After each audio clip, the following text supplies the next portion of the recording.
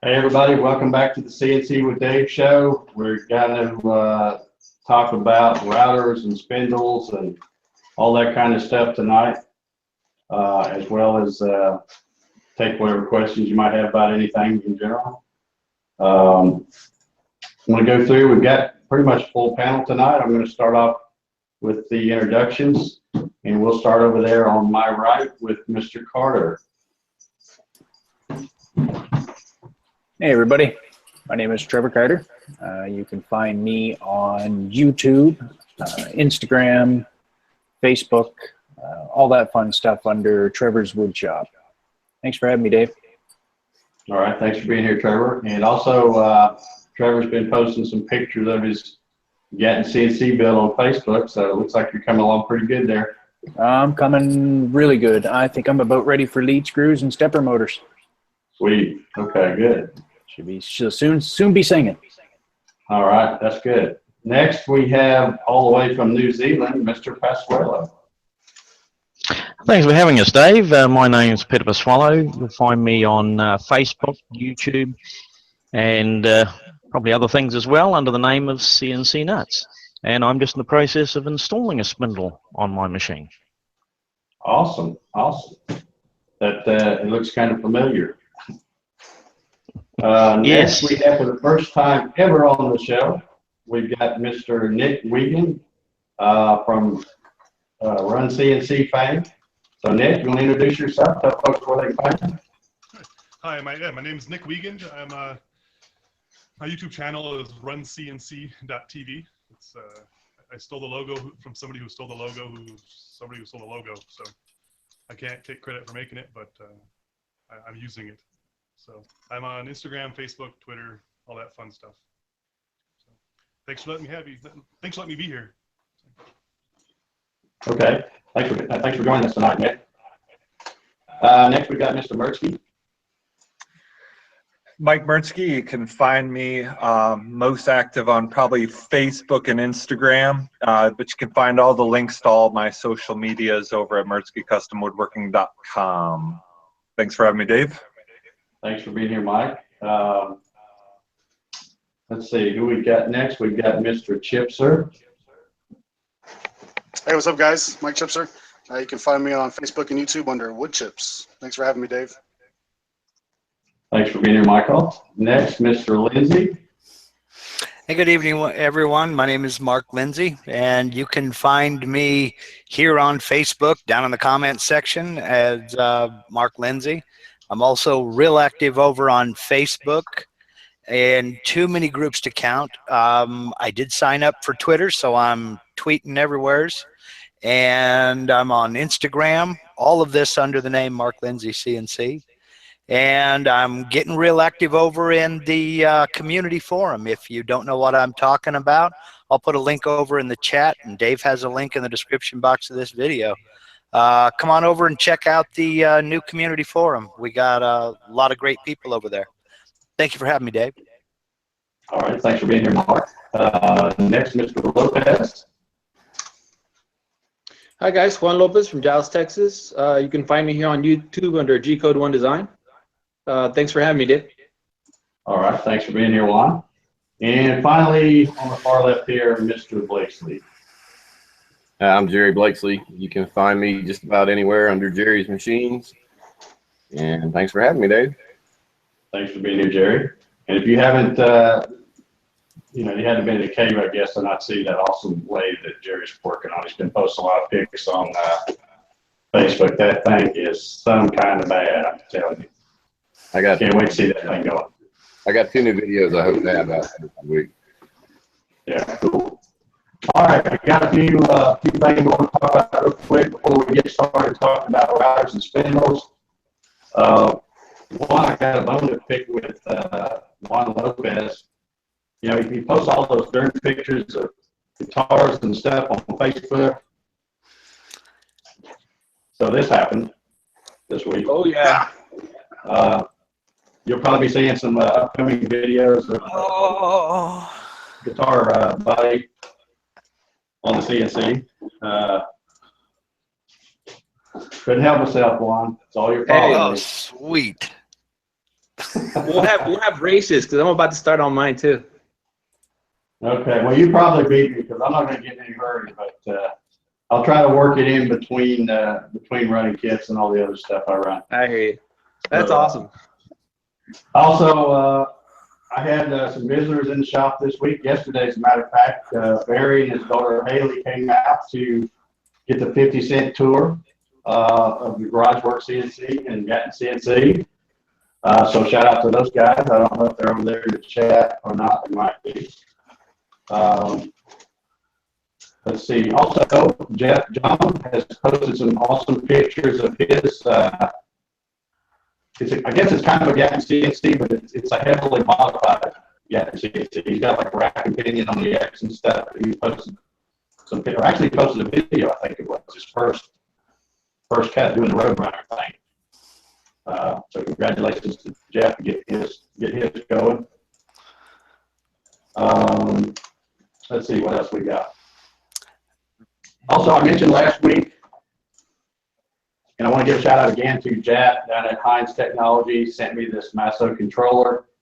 And I've also seen a couple of other guys on Facebook getting these things. So I'm looking forward to seeing how that turns out. And I think what I'm going to end up doing, I know you're not going to believe this, but I think I'm going to actually build yet another CNC in this shop to use this on. I'm looking forward to this. So thanks again, Jack, for sending me that. And there'll be some videos and reviews and stuff like that on it. Couple of other things I want to talk about. Becca Miller's not on the panel tonight, but she has done a super awesome job putting together that big map, which now, but the one she was doing was just United States, but now she's found a different place, and she can put you on there no matter where you're at, Canada, anywhere in the world. So that's pretty cool that she's doing that for us. I appreciate that. And also, we're going to have that Texas meetup, a couple of weeks from tonight, I guess. April 29th in Fort Worth, Cooper's Barbecue. That's on Saturday, so come by if you can check that out. I'm going to make the drive out there. Look forward to meeting Juan and Becca and of course seeing some of the other guys again. So, and then finally, we've got the Clean Sport Extravaganza. That's still a ways off, but I always want to throw that out there. It's the end of October in Hickory, North Carolina. It's a great little show to go to. I had a ball last year, my first time being there, so I look forward to going to that again. And also, as Mark mentioned, he's talking about the forum. We've got about 150 members on that forum. We've only had it going on a week or two, I guess. And I also just right before the show added a topic or a category called show topics. So, that's a place where you can put, any kind of topic or things you want to see us talk about or demonstrate on the show here. So that'll give us some good feedback on that. So if you got something you want to see us do or talk about, go put it on that forum over there. Okay, I think I've just about covered all my notes. I do want to show off a couple other things here. I've showed these before. These little Mach 3 pendants. They're only about $40. They work pretty good. I actually had two of these. I ended up giving one to my buddy Jim for helping me out. But I broke down and spent a little bit more and bought a nicer one. This one, now this is a quarter one. You can get this same model, I think, in wireless if you want. But it's got a long, probably a 10 or 15 foot USB cable. It's got the little rotary hand wheel here. I love this thing. Costs a little more than the other one. I think this one was $87.50.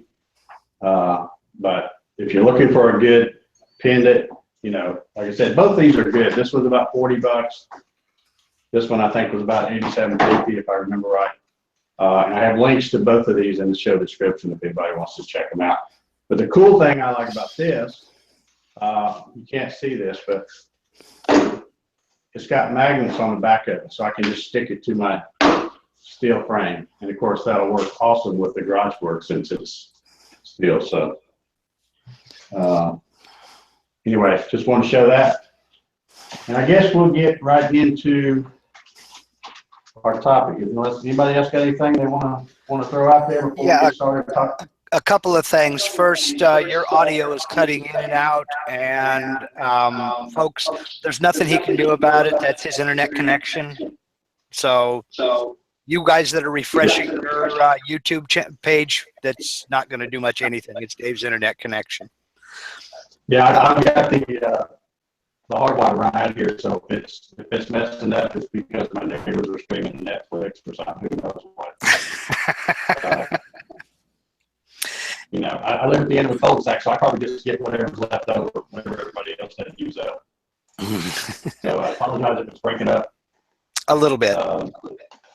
And the other thing to tag off of your new subject for show topics and what have you, if you're a member over at the community forum, and I've posted a link over here in the chat, and there's a link in the description box below if you're watching this later on. Every Wednesday or Thursday, as quick as I get a link for the upcoming show, I'm posting a thread in the general forum, and I will pin it to the top. And that is basically a small promo of the show, letting you know who's coming on, what the show topic is going to be. If you have any questions, that's a good place to post those questions so I can copy them and bring them over here. And in fact, that's where the first question I'm going to ask tonight is coming from, is from the forum over there. So sign up for the forum and come join in on the fun. And when this show is over, I will unpin that so that it moves down the forum as it gets more and more activity. But you can figure on every Wednesday, Thursday, there will be a pinned post on that forum with who's coming on the show this week, what's going to be the topic, and if you have any questions, that's the place to ask them. So thank you, Dave. Okay.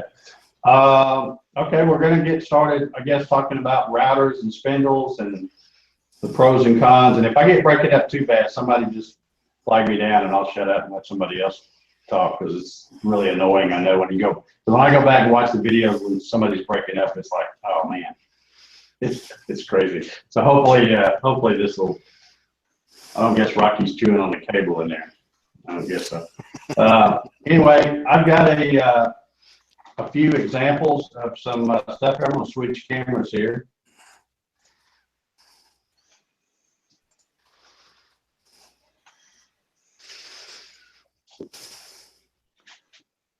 Okay, now you should be able to see the other camera I've got set up. Oh. Or maybe the stuff's hidden behind the. I'll hold them up. Anyway, you know, we've got. I made kind of a list of the different kinds of routers. You know, if anybody wants like some specs and stuff, you know, we'll start with the smaller stuff, the compact routers. I know this is a very popular router. I believe this is what Mike uses. Mike Murchke uses a DeWalt 611. My first experience with these wasn't very good. The first one I had, I don't know what happened to it, but it got somewhat bad on it, and you turn it on and run for about 10 seconds and then quit. So I don't know what happened yet. I returned it and I got a Porter Cable 450, which really looks exact. I guess I should be looking over here, shouldn't I?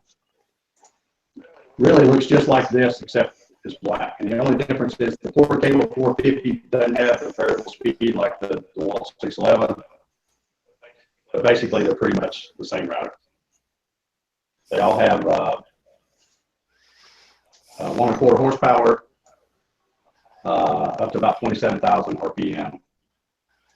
They're very lightweight, about 5.5 pounds according to the stuff I saw on the internet. So you know, good little router if you're not wanting to hog out too big. Okay, some other ones I saw was the rigid, which I believe is what Juan uses.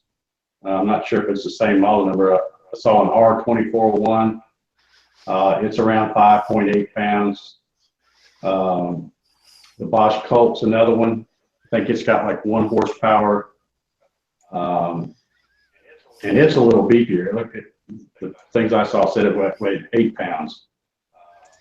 Makita's another one that makes a nice little router. It's 1 1/4 horsepower. So that's just kind of a handful. And out of all those I mentioned, all of those have variable speed except for the Porter Cable 450. It's just a on-off and that's it.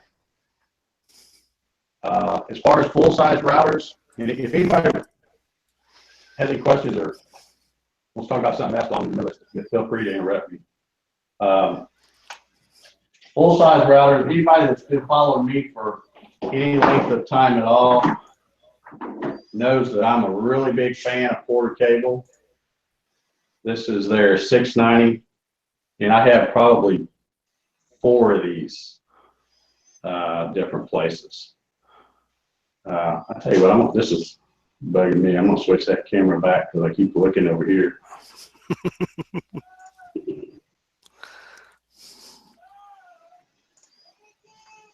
There we go. Okay, yeah, this is a 690. This is, I guess, what you call a full-size router. 1 3/4 horsepower. Weighs, let's see what they said, 7.8 pounds, which feels about right. I actually have a bathroom scale here, and I weighed these before the show. All the ones I have on here. So about 8 pounds, not too bad. There were a lot of other full-size routers. That's 3.5 inch diameter, which is a very popular size. There's a lot of different routers that are 3.5 inch diameter, so the mount, it's easy to find a mount for that. I always liked using those because if I was in the middle of a job and it quit running for whatever reason, I know I could just run down to Lowe's or Home Depot and buy another one real quick. Most of the time it's just nothing more than brushes. I think out of the 4 Porter Cable 690 routers I've had, I think I've replaced brushes in 2 of them one time, and I've had them a long time. Just a real workhorse, a good router. Another good one is the Porter Cable 890 series. It's a little more horsepower. It's 2 1/4, and it has the variable speed. The other Porter Cable I have is this big hoss. Some of y'all might have seen this on my Gatton CNC behind me. This is a Porter Cable 7518. It is 3 1/4 horsepower and weighs about 14.5 pounds. It's pretty heavy duty. It's not real. I wouldn't really call it variable speed, but it does have a speed selector. It doesn't have a knob. It goes from it has 10,000, 13, 16, 19, and 21,000. So still a pretty good range of different speeds there. It's just not a dial. And this thing is loud and heavy.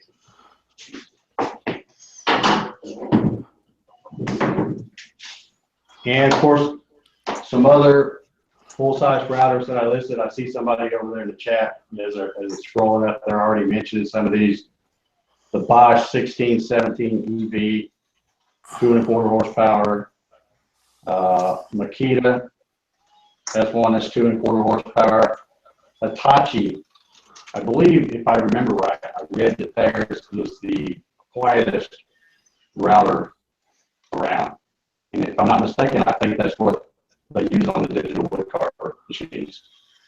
But they're 2 1/4 horsepower, and they're really quiet. Yeah. Anybody got any questions? I just feel like I'm rambling on you and nobody's saying anything. No, you're doing just fine. Also, to bounce off of that, I run the Porter Cable 890, and it is 2¼ horsepower. It's variable speed. And if I'm honest, I think it's too much router for what I do, but I'm thinking seriously about going back to the Porter Cable 690, simply because that's my go-to router, the 892, and I miss it as a handheld. I have a plunge base for it and the whole thing. So, but it served me well. You can get collets for it, and it's a real good router. But yeah, Porter cables, I'm biased towards them as well. Somebody asking earlier here in the chat, what are the pros for a router? The only pro he could think of was their accessibility. There is that. They're also simple to work on. I mean, a set of brushes every once in a while, you blow it out and it'll outlive all of us. They're durable. They're just workhorses. They keep working. I personally know people who use their Porter cable routers in a shop environment in professional cabinet shops that are 30 years old. And that's a workhorse. I'll stick with it. So.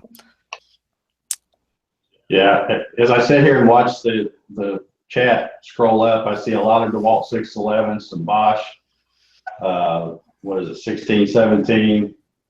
I'm probably not mentioning anything here that people are already talking about over there. But like I said, I'm a big fan of Porter cable. I've got several of them, and they don't pay me to say that. It's just that they work. They're a real workhorse. I've got one in my old metal sidewinder out of my shop. I've got another one up under my router table out of my shop, and then I've got this one, and I've got one more somewhere. And I think there's another router table over there. So I've got several of them. And they work. And the cool thing is, like I said, you can find them anywhere. You can find them at Ace Hardware or whatever. So that's why I always like to use them, because if one craps out, within a few minutes you can have yourself another one. Because I'm bad about, I never have any spare brushes. I don't know why whenever I replace brushes, I always buy just enough to swap them out, and I don't think about keeping spares. And so it's easier for me to just swap out the whole router. That's why I have 3 or 4 of them. So anyway, okay, I see my 890. I've heard several people. I've seen several people mention the Hitachi is really quiet. I wonder how quiet. Does anyone here have one of those? When I was doing this research, kind of Googling these and looking up stuff about them, I don't know what the decibel stuff is, but it seems like it was like 70 decibels or something. And it's Hitachi is supposed to be one of the quietest ones, if not the quietest. And I mean, if you've been to a show and you watch Laney fire up that digital wood carver, it's not very loud. That's what he uses. What about brushless routers? Has anyone had used any routers that have brushless motors on them? I haven't. It would almost be a spindle, wouldn't it?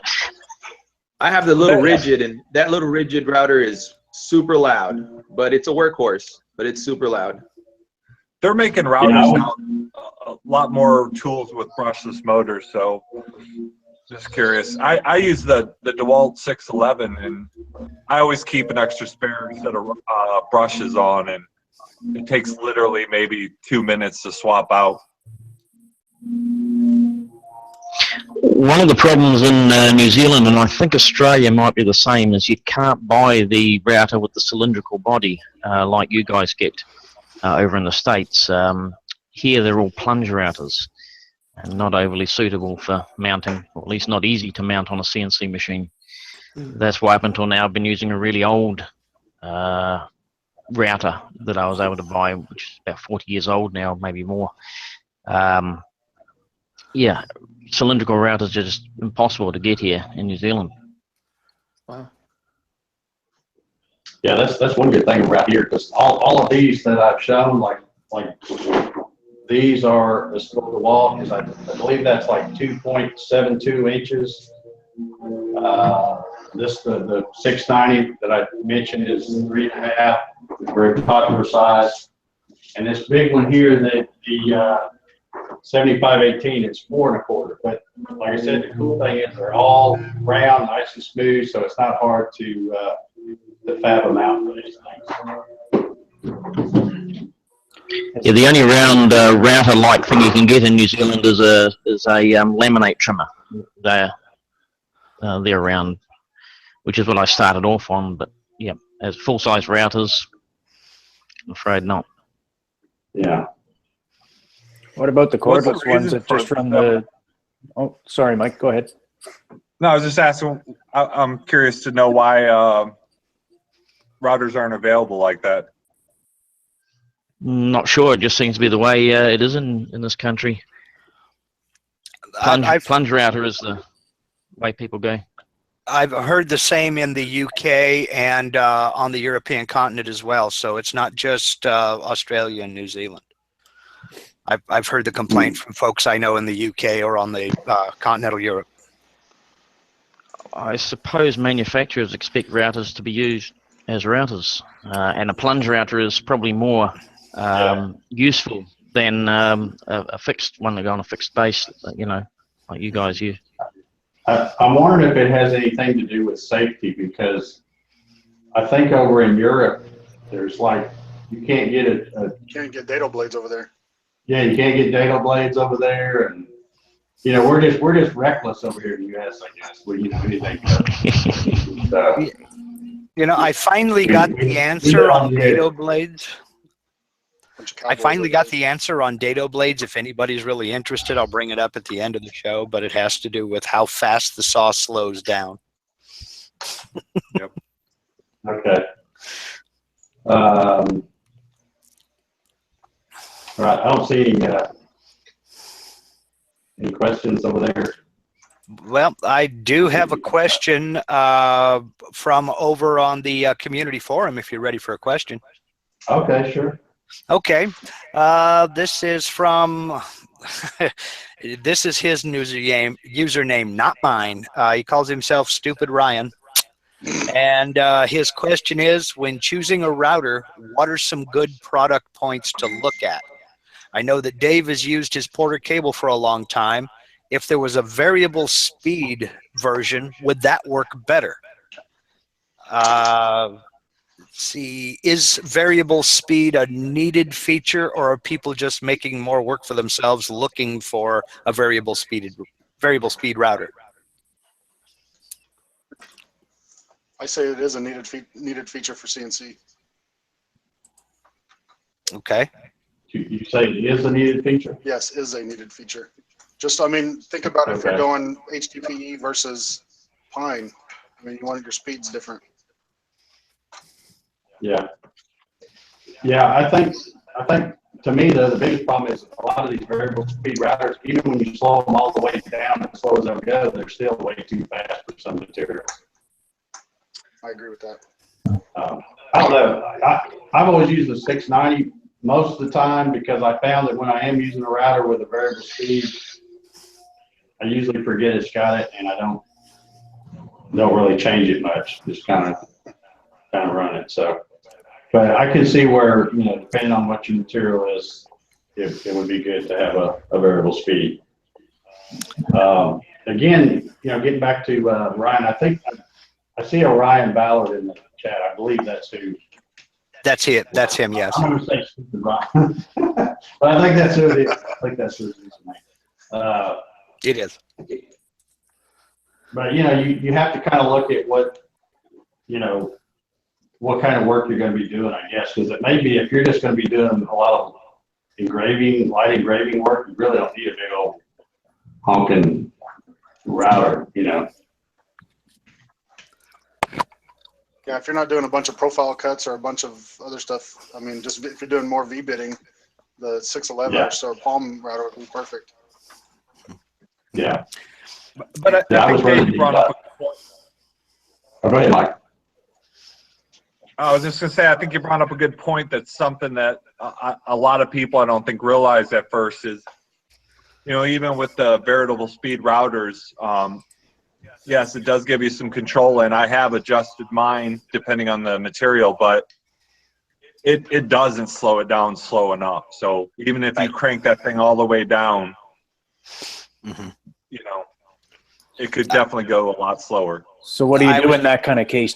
Would you turn up your feed rate a little bit so that you're kind of compensating for that speed still?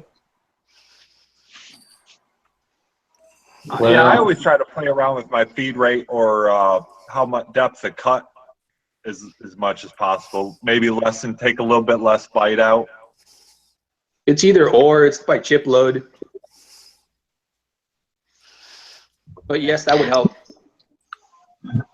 Yeah, I'm of the opinion that variable speed is really important. There's no way you want to be running a router at 20,000 RPM trying to cut wood. It's just going to burn its way around the material. But whether you need to have that variable speed built into the router or as a separate item, that's something to take into consideration. And usually variable speed doesn't take into account the loading of the router. So when the loading comes on, the thing still slows down, and then as the load comes off, it speeds back up again. I don't really think they give very constant speed, especially those motor speed controllers you can get for doing that. Things like the Super PID is really good because it's a positive feedback. It has an optical sensor, and it can put more power into the router to keep it at a constant speed as it's cutting. So for a router, I reckon the Super PID is a good option for speed control. On that subject, Lyle Foyt wants to know, Peter, how slow does your Super PID bring it down? 5,000 RPM. Okay. Although I imagine if you put a disc with a 50-50 ratio black to white, half the disc black, half the disc white, but as a thought, if you were to quarter it and put 2 black and 2 white, then in theory it would go half the speed again. Might be a good way of tricking it. Okay. And can you use one with a variable speed router, or does it need to be a single speed router? No, I believe it needs to be a single speed router. If it's very yeah. One of the things though is when you slow down a router like that, you also slow down its cooling, so that's something to be aware of. Right. As you would have seen on mine, I had external fans blowing air through it, so I could have run it down as slow as I liked. It's another consideration. Okay, so that's something to be taken into consideration if you're looking at buying one. If you buy a variable speed router, you can't use a Super PID or even one of the aftermarket router speed controllers. It has to be a single speed router. So you probably can bypass the speed controller built in if you know how. I don't know myself, but I imagine you should be able to. Yeah, Ronald Gantry just threw that in. He said if you have a variable speed router, you have to disconnect the speed control circuit, and that's just more work than I want to do. It's easier to grab a single speed router. So, but it might help somebody out who's just getting ready to make a purchase. Yeah, I mean, like personally, eventually I'll look at getting either an air cooled or water cooled spindle. So. For me personally, I'm gonna stick with what I have until I, save up my pennies and make that jump. Yeah, Javi over there in the chat just put an interesting comment. He says that he's using the 890, and the minimum RPM is 10,000, which is still, that's too quick fast for a lot of things. Yeah. And I have the same router, and I'm finding the same thing, and that's why I'm considering going back to a 690. Single speed so that I can add maybe a Super PID or even just a router speed controller to start with, because there are, well, for acrylic and a bunch of other things, I mean, you need to slow that router down and speed up your feed rate, and 10,000 is just too fast. So I've got 2 routers here that I was going to kind of choose from for my build. And one of them is it's a Canadian brand. It's called Mastercraft. I do believe that they kind of run off of almost like a Ryobi. They're almost the same setup. They just kind of change the colors and interchange some stuff. But I just got looking up mine here, and mine goes anywhere from 11,000 to 25,000 RPM. And obviously my little rigid might be my better choice then to run on my machine than my Mastercraft. Mm-hmm. It may very well be. How does your little rigid work there, Juan? Is it it's variable speed, correct? It is variable speed. I'm not sure what the RPMs on it are, but it's worked great for me. I've had to go through a set of brushes on it already, but I've had it for quite a while, and I've put it through quite a bit of work. So, but I'm happy with it. Yeah.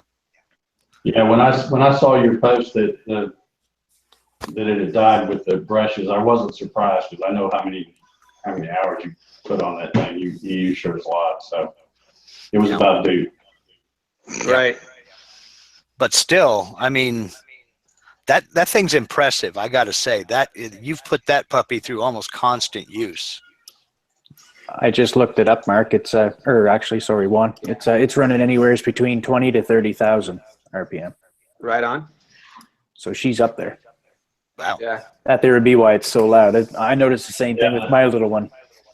I don't know if it's the same model you have, but the one I looked at is an R2401 rigid, and that's what it says, 20 to 30,000 RPM. So yeah, I believe that's what it is. Yeah. I have that same trim router that I use for rounding corners on stuff and whatnot. Yep. That's a good little router. That's a real good little router, and I tell you, it really impressed me that it's lasted for Juan as long as it did, and all it needed was a set of brushes. I mean, I may go get another one now. yeah, it's good for another 8-10 months or so. Yeah. We'll find out. That's for sure. Unless he starts making a whole bunch of guitars, Or unless he actually gets that 890 mounted on his Garage Works. Yeah, you bought a new router, what, 3-4 months ago and just never mounted it? Yeah. Longer than that. I think about 3-4 months after he bought the rigid. Yeah, I think something kind of worth mentioning too is if you're just getting set up and you're setting up your CNC and you've got a router. I mean, use what you got.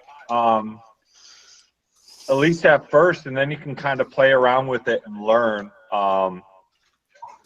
And then kind of do your research, save your pennies, and then make a decision. My first CNC was one of the original Shapeoko 2s, and it used one of those Dremel tools as the spindle. And I made a Longworth chuck for my lathe and multiple other things using that. So you can still do a lot of cool things with an underpowered spindle. Yeah. I can tell you the only reason why I chose the Bosch 1617 for the Gatton CNC is because I dropped it and broke the base plate. So I didn't want to order that. I just used the router. Yeah. Right on. Has anybody tried the battery operated ones for smaller What's jobs? that, Trevor? Has anybody tried any of the cordless battery operated ones for smaller jobs? I'd be scared of those. I think I would too, but I just figured I'd throw it out there. You never know, right? Right. I wonder if they would maintain the speed when cutting, depending on how you cut, I guess. But I think I'd be too scared to use one of those. I know it. Yeah, unless it was just a real quick 2 or 3 minute job, I don't know that I would want to use one. Right. I mean the load. Like I mentioned, I'm a big fan of forward cable stuff, not just their routers, but their cordless drills and impacts and all that stuff. But I bought a kit once and it came with, I don't know, it was on sale at Lowe's, I think, and it came with a flashlight thing and a drill, an impact, a reciprocating saw, and it also came with a little circular saw. And I got to tell you, I like quarter cable, but that little circular saw, it won't cut hot butter before it runs the battery down. So I don't even bother with stuff like that. I'll drag out a drop cord or whatever and plug it up to go. I don't trust battery operated stuff on stuff like that. Drills and all that, they're fine, but saws or something where you're really putting a load on it. At least I haven't found one that holds up. Maybe a Milwaukee or something like that might be better. But I guess we've talked pretty much about Dave's audio is poop tonight. Again, I apologize if it is because I can't do anything about it. It's there's a question about your spindle, but you might be getting there soon. So. Yep. We're still talking about okay, routers. yeah, I was just about to, the spindle questions are coming. Okay, well, I've got, if I can hold this thing up here. This is just like the one I have on the machine behind me here. This is the 2.2 water cooled. And I got to tell you, I love this thing. I did have an issue. I may have mentioned it last week on last week's show. I don't remember, but I had the VFD just pop and stop working. I contacted them, and in fact, I got a text message today with a tracking number. So I think there's supposed to be one come sometime next week, next Tuesday or something like that. And I had bought the whole kit. Again, I think I've got a link in the show description if you want to see what it is. But it's it comes with the water cooled spindle, the mount, a whole bunch of collets, most of which I probably won't use because it's a lot of metric stuff. I'll probably only use the 1/8, quarter, and a half that's in there. It comes with a submersible pump and some of that plastic tubing that you see there for the pump. And I guess that's about it. But anyway, what happened was when my VFD took a dump, I thought, well, no problem. I'll just get on Amazon and order another one and have it in a couple of days and be right back in business. Well, when I got on Amazon to look, I couldn't get just the VFD and get it in 2 days. You know, it wasn't available on Prime. So I thought, well, you know, I'm using this for business. I run it all the time. It's pretty much a production machine. So I just bought a whole other kit. That's why I'm holding the extra spindle that I have. I got an extra pump. I got the whole extra everything. So assuming I'm going to get that VFD repaired or I guess not repaired, but replacement next week, then I'll have a whole set of everything. Maybe I'll do a giveaway on that or something. I don't know. But yeah, this thing right here is heavy, folks. It weighs every bit as much as that quarter cable 7518, maybe a little more. And of course, this one's right out of the box. This one doesn't have any water in it. So, you know, they're going to weigh a little bit more when you put water in them. But I'm thinking this one weighs, I put it on the scale, and it weighed right about 16 pounds. So you're getting pretty heavy when you're talking about, you know, something like this weighing 5 pounds. And this 16, so you better have a pretty stout mount when you put something like this on here. Yeah, when I was back in Atlanta, I was checking out that spindle, and I was very surprised at exactly how heavy that spindle is. Your CNC better be beefy. That's a heavy son of a gun, especially when it's full of water. Yeah, but I got to tell you, folks. There's two reasons why I love that spindle. One is that it's a lot quieter. Now, of course, once, you know, I mean, it's quiet when you turn it on, but once you start cutting, you know, you're still going to hear some noise. Although my shop vac is louder than the spindle. You won't even hear the spindle over the shop vac when I'm running wood, cutting plywood or something. But the other thing that I really love about it, about a water cooled spindle, is like when I, you know, it came with this mount. Now this mount doesn't have any holes or anything. So when I first set mine up, I just made something like this, and I used it like this for a long time. And then I got ready to put it in this other mount. So I had to I had to lay out some holes back here, drill and tap them. And then I have a 3/8 aluminum plate that, if I can get a hold of this, that sits here, and then I've got countersink bolts going in here, and then I can mount that whole plate on the front of there. But the thing I like is, even when I was, you know, once I put it on here, then of course my dust chute didn't fit anymore because it's, you know, different design from the way I had on the wooden one. But even when I was running this, cutting out the new dust chute, because there's no air blowing out of the bottom of this thing, the dust just stays right on the table. And that's something I really like, is, you know, because with a router, especially that big 7518 I was using, it's just blowing stuff everywhere, you know. And even the dust chute, you know, helps, but it's, you know, that thing's blowing so much air, it's trying to blow it out from under the dust chute. But there are a lot of, you know, of course, that's the 2.2 kilowatt, which is about 2.95, right at 3 horsepower. That same company has them all the way down to like 0.5, which is about 0.67 horsepower. So that would be something like, I don't know, compared to maybe a Dremel or something, I don't know. The 1.5 kilowatt, I believe Jerry Brown, that's what he has. It's about 2 horsepower. There's an 800 watt that's about 1 horsepower. So you can get these spindles in a lot of different you know, horsepower ranges, and you can also get them water cooled. You can get some that are air cooled, and you can also get some that run on 110. I don't know how great those would be, but that's another thing I like about running this off of VFD is, you know, you set the RPM and it hogs right through it, and it's going to keep adjusting the power to hold that RPM. So you can really really plow through some stuff.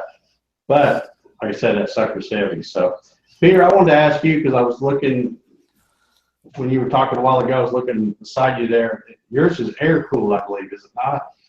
Yeah, it looks very similar to yours, but yeah, it's air cooled. And one thing I noticed about the fan on the air cooled one is they're not a really efficient fan. They're looks more like a water pump fan than an air fan.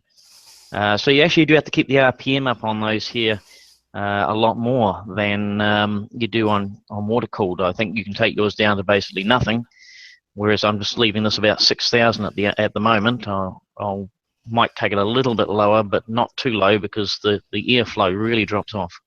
Yeah, that's one thing when I was doing this research, looking these different ones up. That's one thing I found, that they tell you on the air cooled, don't go too low on your RPM, because like you said, your fan's not going to be able to cool it good enough.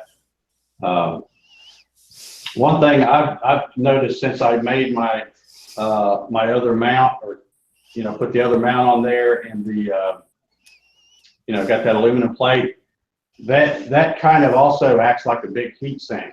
So even though it never really got hot before, it would just kind of get barely warm to the touch. It doesn't even do that now because of that big aluminum mount and heat sink. But yeah, there's and I didn't even, you know, I think the largest one I wrote down here was a 3 kilowatt, which is about 4 horsepower. They've got them on up to, you name it, 10 horsepower, whatever. But you know, for the kind of hobby machines we talk about on this show, you know, nobody probably needs to put anything that big and heavy on there. But any other questions? Oh, we got a lot of Spindle questions. Okay. Well, Okay. Jim Sinicola has 2 of them. Number 1, what type of collets does the Spindle use? I can show you. Is it like an ER20, or is it pretty much like a router? Or no, I can tell you my air-cooled one takes an ER20. I can tell you Tormac uses ER20s too. Yeah, this is an ER20, and Yeah. they look like this. And like I said, the kit I bought came, well, this one was in it, and this one is, I believe this is the 1/4 inch that's in it. And it comes with about 13 others, but like I said, there's one that's a 1/2, there's one that's an 1/8, and all the rest of them are metric. So I'm probably not going to use those. Okay. So, but it does come with a lot of them. But they all look pretty much like this, just different. Okay. Different size. Yeah, I got a set of 13 collets with mine, and each collet, these are the metric ones, but they cover a 1 millimeter range, so these will cover not only the metric but the imperial ones, so long as the bit What fits in company there. did you buy yours from, Peter? Oh, I just got mine off eBay. These are Drill Pro for what it's worth, but The reason I asked, all the extra ones, they look exactly the same. They're all in that little yellow pack. oh, okay. Yeah, these have got But Drill Pro written on the side of them. The company that sold mine, I bought it off Amazon, is called My Sweetie. I know it's a weird name, but that's what it's called.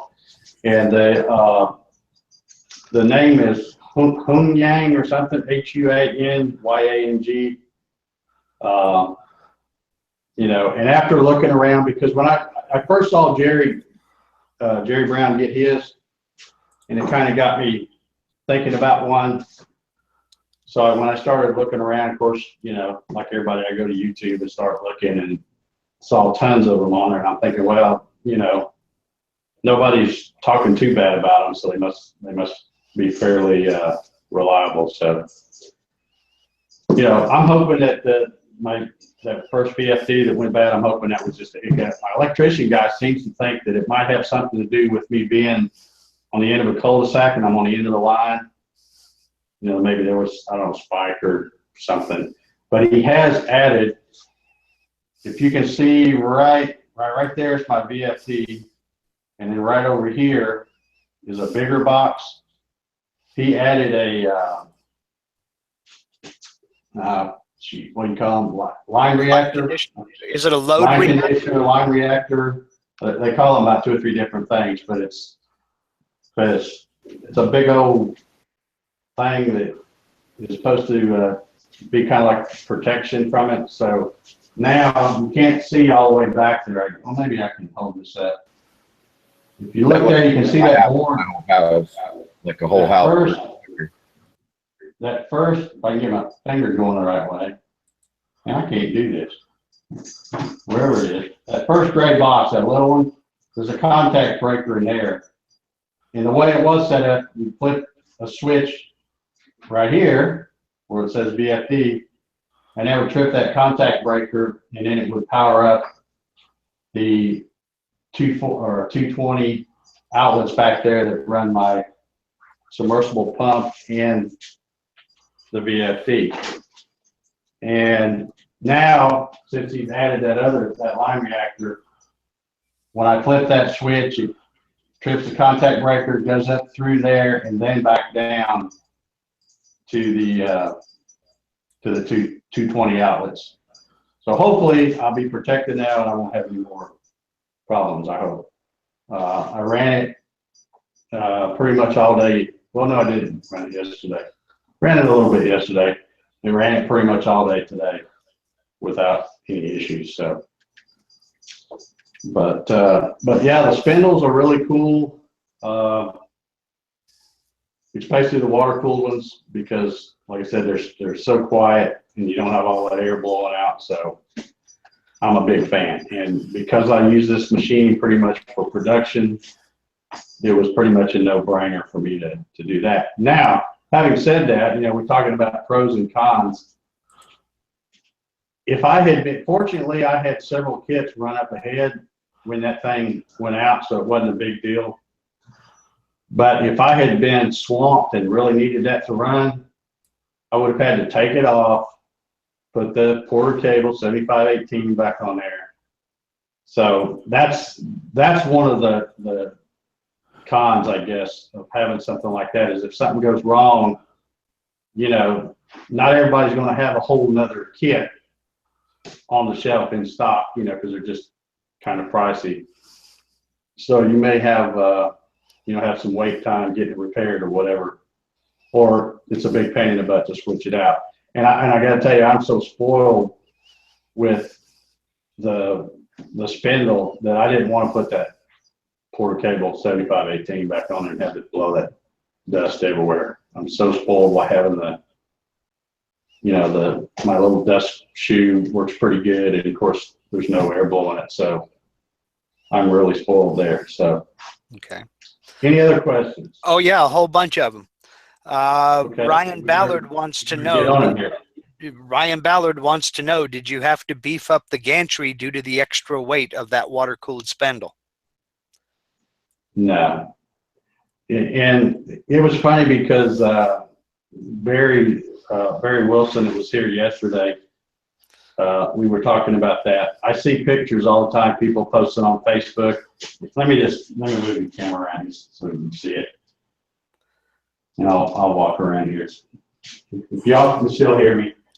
But Oh, yeah. we were talking about how I see pictures of people doing this on Facebook, and when they make this, they'll put like extra, you know, pieces of plywood in there and you know, these little support pieces and all that stuff. There's nothing in there. Mine's just a hollow box. And, you know, I'm sure y'all have seen the video where I was sitting on it riding it, so it's plenty strong enough. But, you know, it's their kit. They can do what they want. If they want to beef it up, throw more plywood in it, doesn't matter to me. It just, a lot of things I see on Facebook where people are beefing stuff up, I'm like, okay, you don't really have to, but you know, it's your plywood.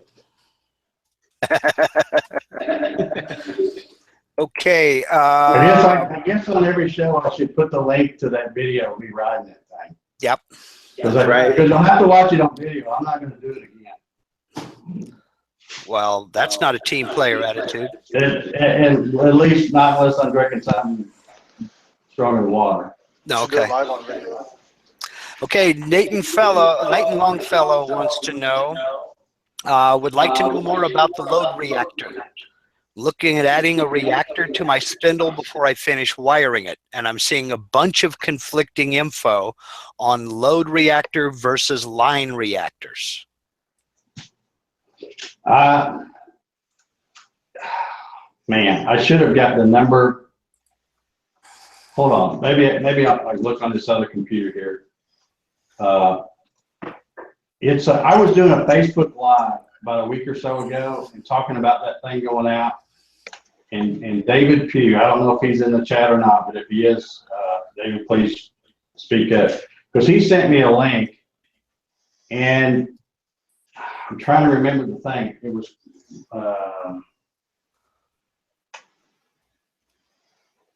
I'll see if I can find it here.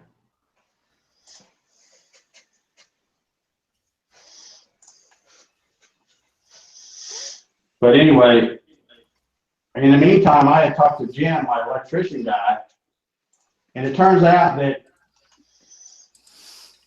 yeah, I think this is it right here. No, maybe not. I'll have to dig up the link. But it was something automation. I think automation was in the title. But I'll have to find a link and put that. But anyway, I had sent my buddy the link that David Pugh had sent me, and he had asked somebody, and they sent him the same link. So he bought one. You know, my buddy Jim, I gave him the Gatton CNC I did for those videos. And then after he come over and did all the wiring for the spindle for me, he said, all right, I got to have one of those spindles. So he got one of those spindles. And so now everything we get, he gets two of, and because he's doing the exact same thing, and he was concerned about it. I can't remember. I wish I could think of the thing. It was LR23PH1, I believe, was the number. And I'm going off the top of my head. Let me Google that and see if it pops up with. Okay.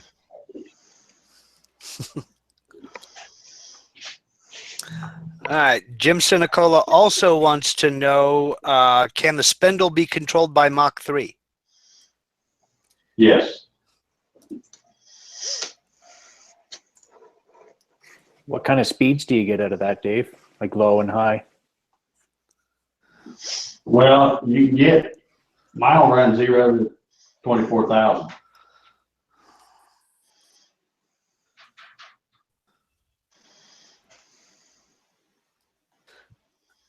Okay, we've got a gentleman over here named Roger the Tinker who says line conditioners are one thing versus line reactors. What is the difference, Roger? If you can type it in, see if I can catch it.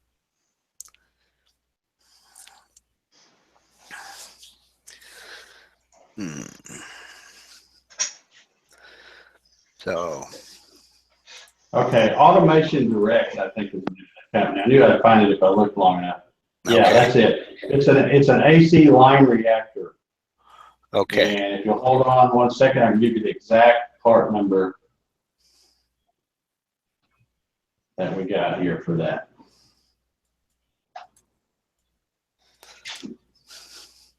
This is just me talking here, Dave, but it might be worth having your electrician buddy Jim over to talk about setting up for a CNC if you're going to be running 220-volt to power a spindle or a VFD or something like that. And what's the difference between a line conditioner, a line reactor, things of that nature. If anybody wants this part number, this is the part number, the exact part number for the one I have. It's LR, which would stand for line reactor, -23 P0-1PH. They're $90.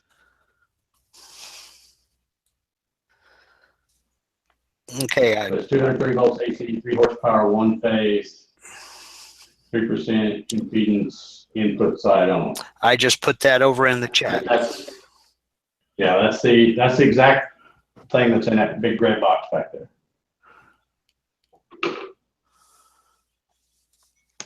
Okay, line conditioner removes spikes and transit voltage. Line reactors are to control the voltage output. Okay, thank you. Thank you. That makes sense. Because I'd never heard of a line reactor. I've heard of line conditioners. Okay. Okay.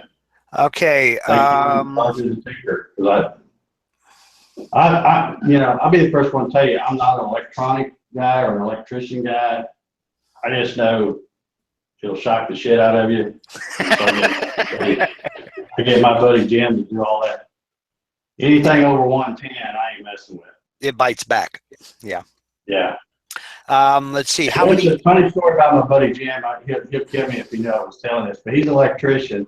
You know, he calls himself an old country electrician. Had his own electrical business for, years. He's kind of retired now. He only does stuff like for me and stuff. But he's colorblind. And it's always funny because I could be over here wiring something up for him. He'll go, "What color is that wire?" And I'm like, "Man, how did you survive all this years?" Yeah, you confuse red and green, you're in a heap of trouble. Come over and fix anything. He's a great guy. Okay, Javi's Woodshop wants to know, are air-cooled spindles louder than water-cooled spindles? I would think they might be a little bit. I don't have an air-cooled spindle, so I don't know, but I would think because of the fan, they would have to be a little bit louder. What do you say, Peter? Yeah, I think it'd definitely be louder. Without having the two next to one another, you're not really going to know. But I mean, there's an airflow, so yeah, it must be louder. Yeah. Yeah. Now, and again, I've never seen an air-cooled spindle up close, but is that fan, is it blowing stuff up? The fan's blowing it. The fan's blowing the stuff down through the. Oh, so it's blowing down through it, just like through it. Yeah, same like on a router. Yeah. Okay. But it's still cool. But that air-cooled router is, or excuse me, air-cooled spindle is still quieter than the router, correct? Yes, it is. Yeah. Okay. Okay. All right. I have a quick question. Go ahead. Let me sneak one in there. Yeah, get them. How fast does it ramp up the speed, the spindle? Like, is it pretty quick, almost instant, or does it? The reason I'm asking is at Tormach, that we, of course, it's not a router, but or a router spindle, but it takes a while for it to. It'll move to the position where it wants to start, and actually wait till it climbs up to the desired RPMs. So I'm just wondering how fast that that spindle, those VFD spindles ramp up. I can give you a live demonstration if you'd like. That'd be awesome. Oh, look out. Demonstration time. There's settings in the VFD. You can actually set how quickly it ramps up and slows down as well. Yeah, let's see if I can move this camera. You probably can't. You can't read the number on that VFD.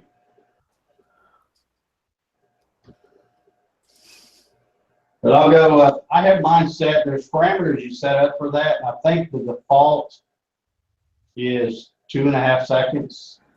Oh, wow. Yeah, it's pretty quick.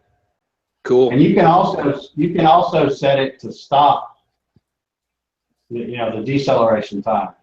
I don't worry about that. I kind of left mine, I forget what it is. It winds down several seconds.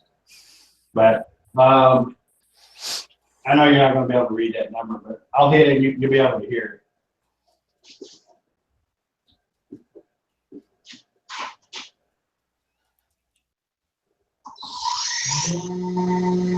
Wow. And that's it. Yeah. It seemed like it was instant. But I only have mine set because I've been running it today. It's only set on about 12,000. But I mean, it's like, yeah, it's up there. It's cool. It doesn't take long at all. It was and you running. Can tell that it's pretty quiet too. Yeah, it was running, and Dave, Javi, and I were having a conversation while it was running. Yeah. Now you can't while it's cutting, obviously, because that's what makes all the noise. Is the right. The bit hitting the wood, but yeah, you can stand right next to that thing and have a conversation. It's not loud at all. Where you couldn't do that with 7518. Well, really, any of these on this table back here, you wouldn't be able to do it.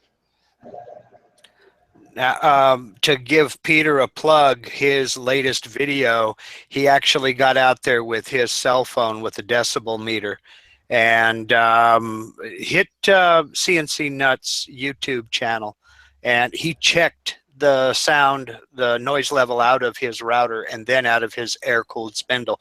At the time, I didn't realize it was air-cooled. I really thought it was a water-cooled spindle. So the air-cooled spindle was quieter than the router. Wow. The audio on that particular video is unaltered too for that noise test. So you are actually listening to the same recorded from the same microphone, the same distance away from the router and the spindle. So you can actually hear a comparison as well. And it's not only the level difference, because the spindle is definitely quieter. But it's also the harshness of the noise as well, the type of noise that you're getting out of it that's completely different. So it certainly sounds a lot quieter than than perhaps the measurements might show. Mm-hmm. Yeah. I see Todd. Let's see, what is it? Todd HCNC says, yeah, the slowdown took longer. I could change that and make it stop a lot quicker. When I had the other VFD, I think I had it set for like 5 seconds or something. And this one, I just haven't changed the default. It's probably set on, I don't know, 10 or 15 seconds or whatever. So I never bothered changing it. So it did, because I'm not worried about how long it takes to slow down. I'm more worried about it getting going. Yeah. But, that you can change that in the parameters. Okay, question, is your spindle a closed loop cooling system? Is mine? Yes. No. Mine's a, I should have brought the other stuff out there. I got a 220 volt submersible pump, and it's in a 5-gallon bucket is what I've got. And I've got these 2 hoses right here. And I was going to say, we talk about pros and cons. That's probably another con against a water-cooled spindle. It's having to route these hoses here. I mean, it's not a big deal. You see, I've just kind of made something and hang it down and got it tied to it and have enough that the bucket's sitting back there on the floor. But mine is just, it's got the pump, it pumps it up, runs it through the jacket on the spindle, and then it's got the other return, goes back, and it just pours it right back into the bucket. So it's not really a closed loop thing like Jerry Brown's is. His has kind of a radiator type thing on his. I probably should have tried to get Jerry to be on the show tonight to show his. Yeah. Okay. How are you going to get on in winter? Are you running an antifreeze in the lines, or? We don't have winters here, Peter.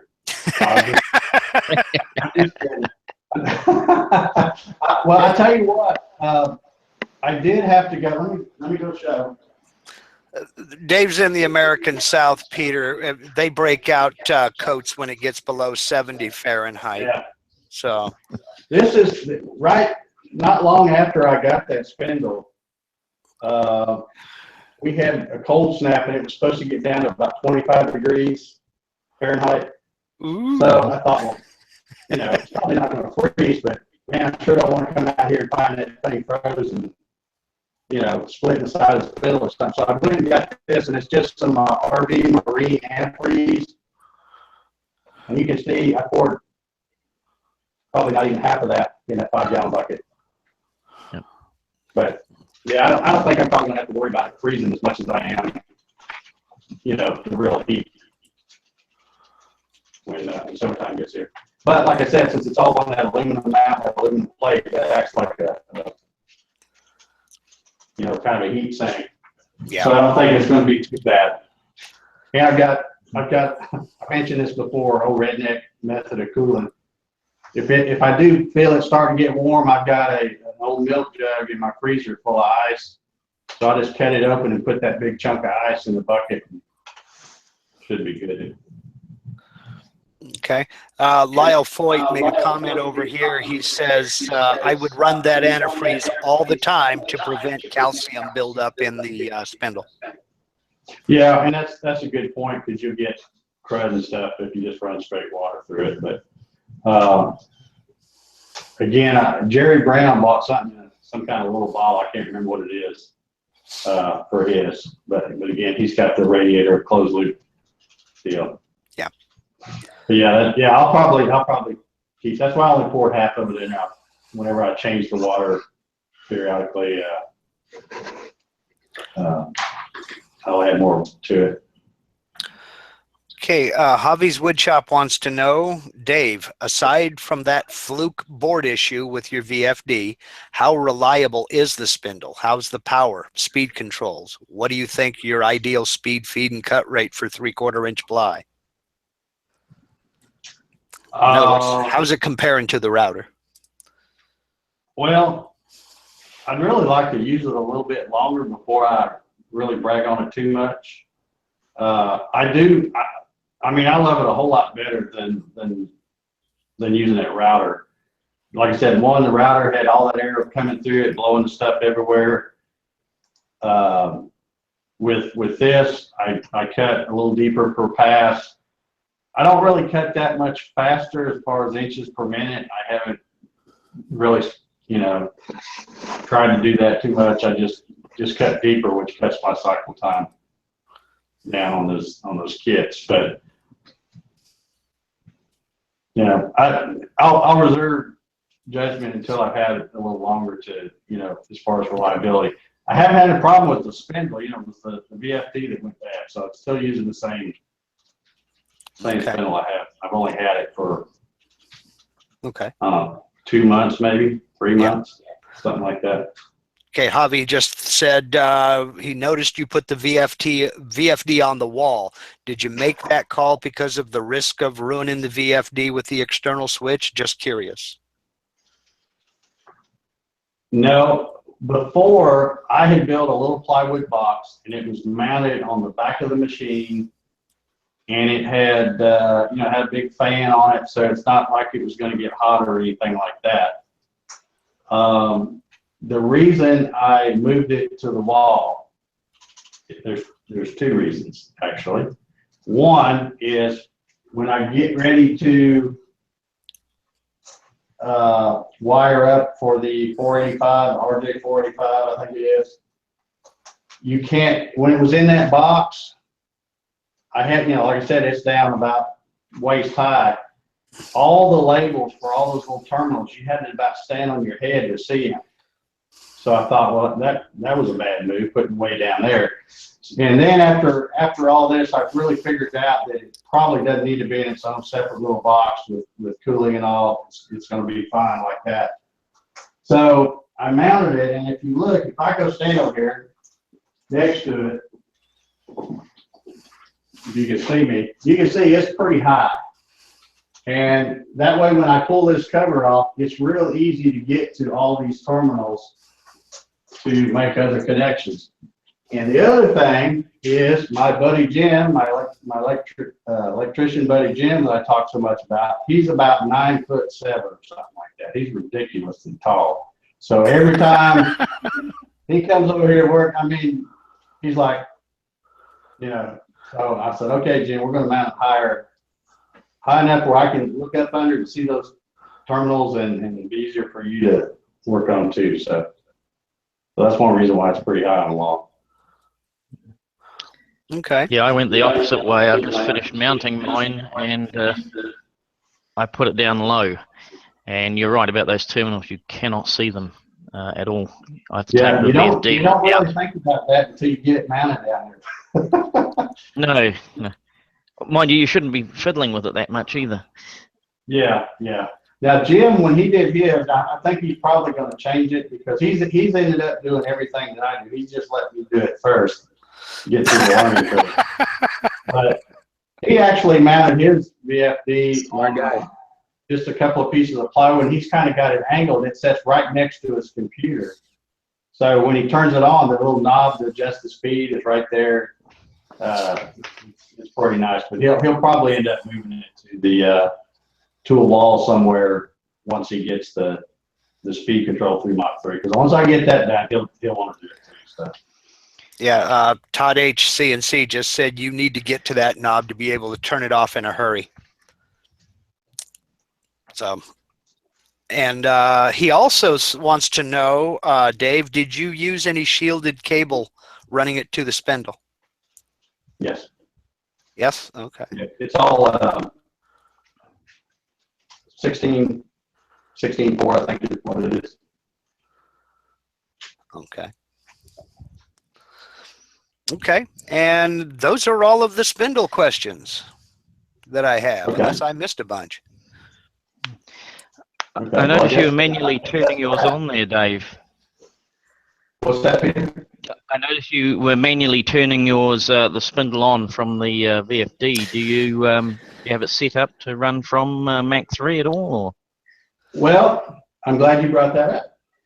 I have bought two different things. And I think they're both probably laying over here if I can get them. Well, I got one of them. I don't know where the other one is. Bear with me. Do I need to come down there and get some more stuff out of your shop so you'll be able to get around in there easier? I don't remember where I put the other thing.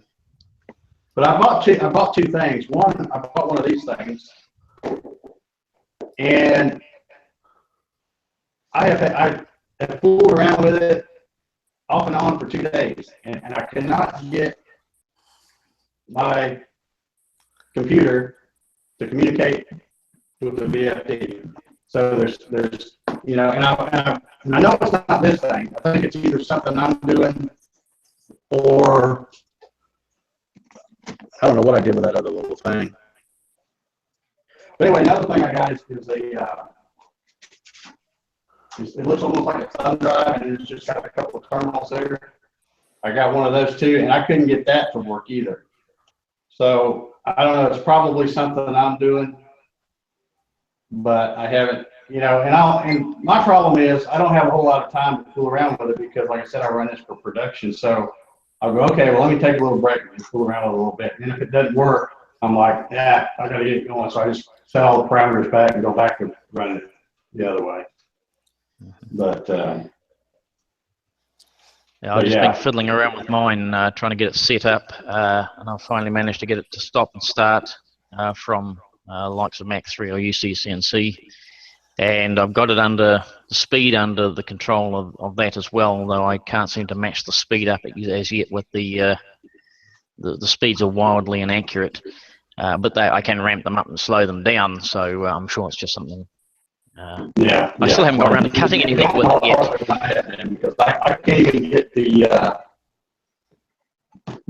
computer, you know, put the plug in and all that stuff, and I can't get it to recognize, you know, it doesn't read it. So I don't know, maybe something I'm doing.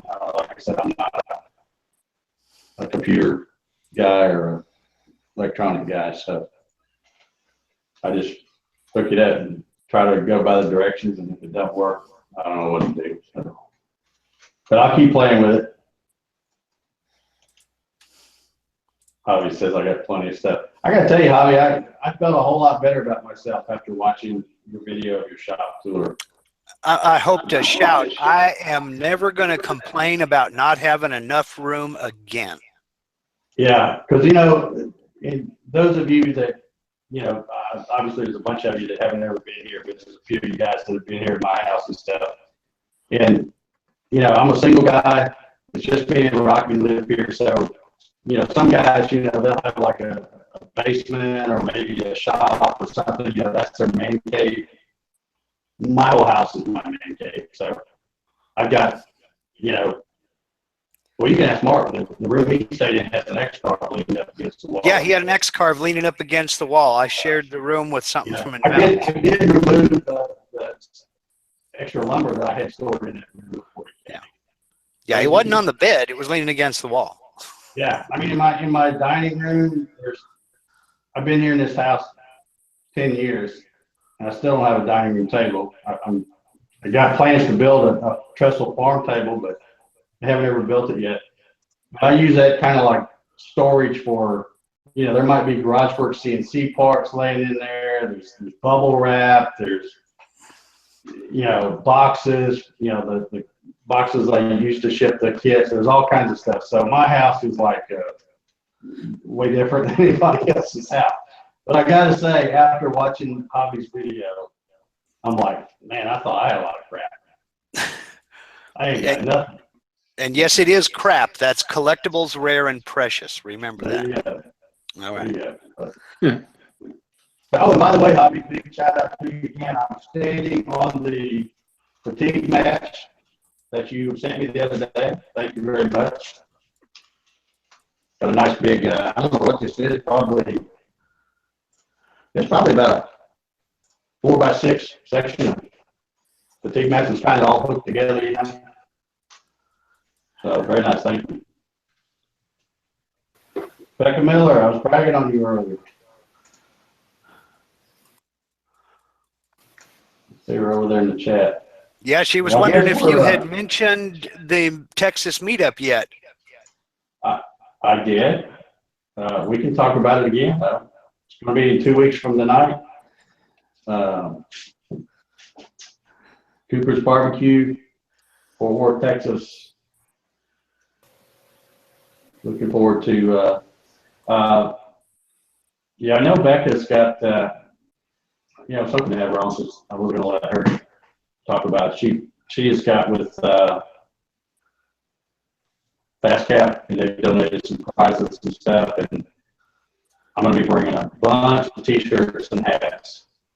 Just went down the other day, including the lower area, so I'll be bringing a bunch of stuff. So hope y'all can make it.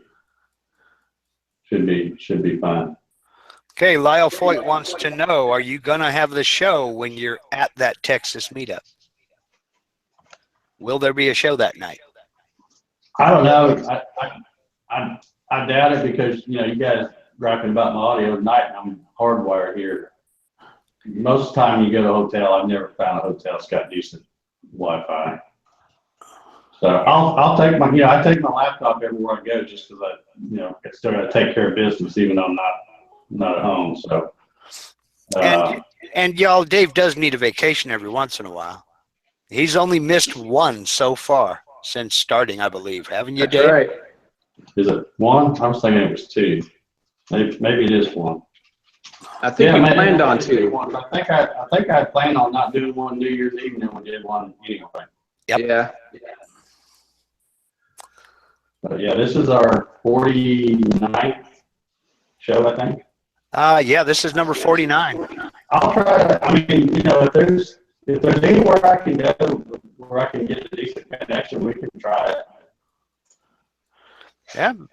Becca Miller says we may be dancing yellies with Billy Bobs. Yeah, and if anybody rides the mechanical bull, there better be pictures or it didn't happen. Yeah, well, I ride CNC. I don't ride the bull. Yeah, Chipster says that Becker has internet in her shop. You know, there you go. Okay. Well, maybe we'll do a show live from Becca Miller's house or her shop. So in other words, no, you can't have a vacation.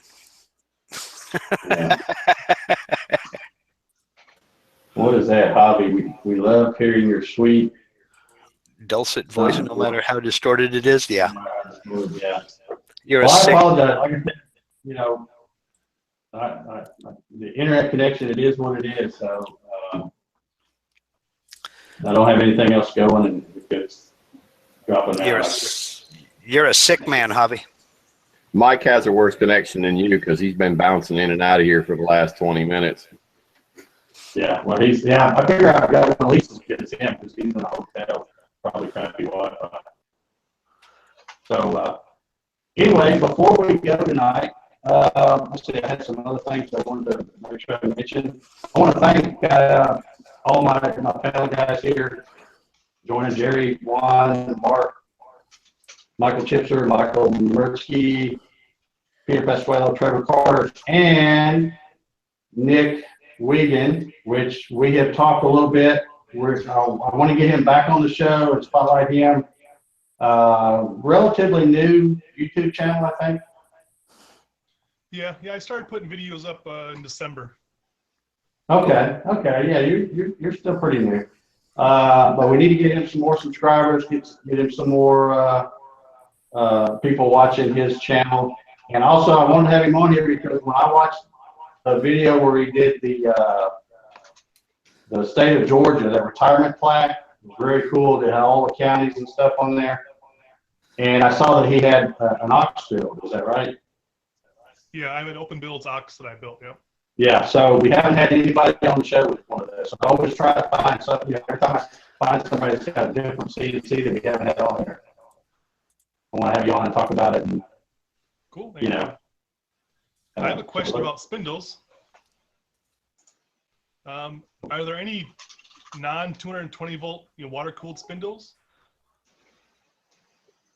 Are there any non-220 volt water cooled spindles? Yeah.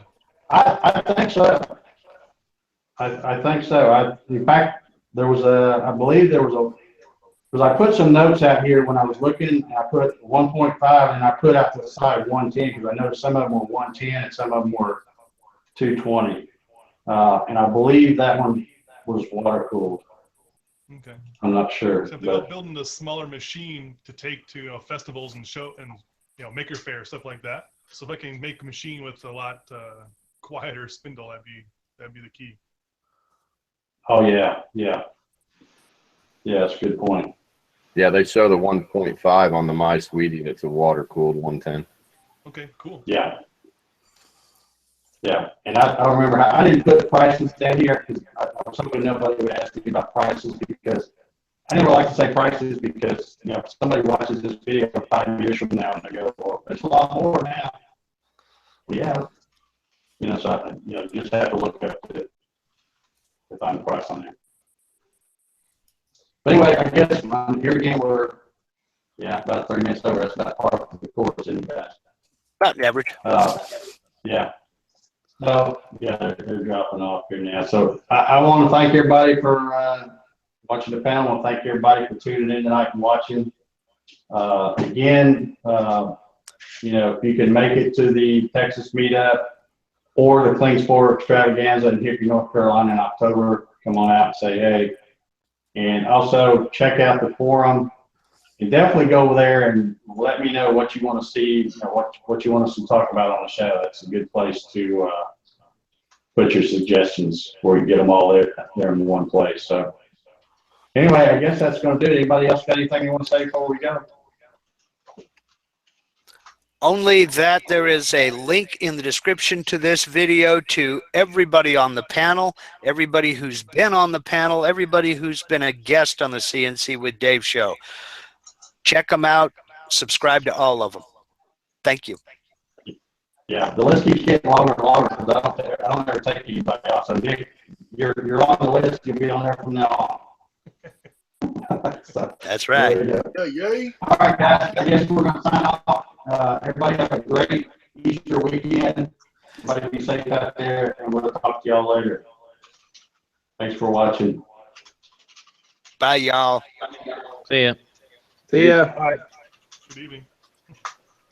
Welcome back, Michael.